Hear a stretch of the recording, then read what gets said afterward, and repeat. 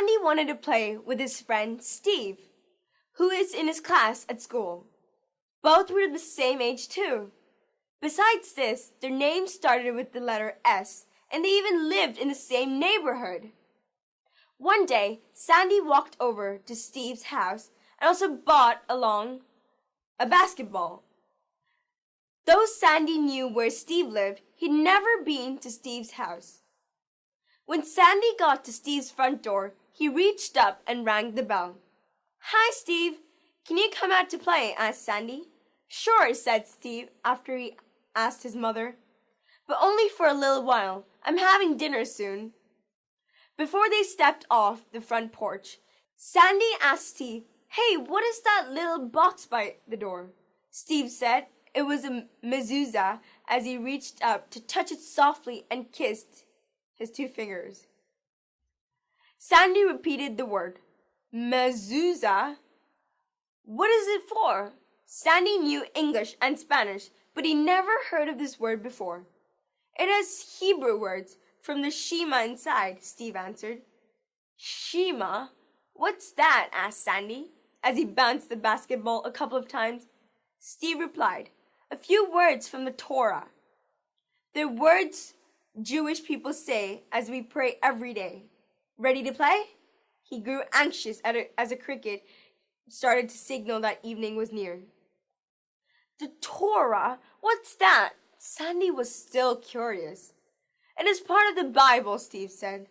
"Come inside, I'll show you." Bible was a word that Sandy knew. His family was Roman Catholic. Steve reached up towards the mezuzah again, and then kissed his 2 fingers as he and Sandy went into the house. His father taught him how to do this every time he entered and exited the house. As both hurried inside Steve's house, Sandy saw a number of new things, including what looked like a ram's horn. "What is this? Is it a musical instrument?" asked Sandy. Handing the curled horn to Sandy, Steve said, "That's what it is, all right, but we call it a shofar." "Shofar?" Sandy chuckled. "So far, I've learned 4 new Hebrew words." "Go ahead, try to play it like a trumpet," said Steve. Sandy did. He startled himself and everyone as he strained to play a steady note. The noise brought Steve's father to the living room. At first, Sandy thought Steve's dad would be angry, but instead, Steve's dad burst into laughter. "Mother is waiting. It is time to welcome the Sabbath now, son." Sandy almost asked a question about this new word, but Steve's dad said, "Would you like to join us, young man?" "Can you stay for dinner and sleep over, Sandy?" asked Steve. Sandy telephoned his mother to ask. She said he could stay since tomorrow was Saturday. Sandy stayed the night at the house of his friend Steve.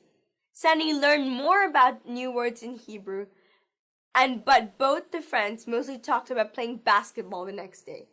They agreed that playing basketball with a friend was far better than playing alone. What did Sandy want to do? What was the little box by the door? How did Sandy feel when Steve asked him to stay for dinner and sleep over? What language did Sandy learn at Steve's house?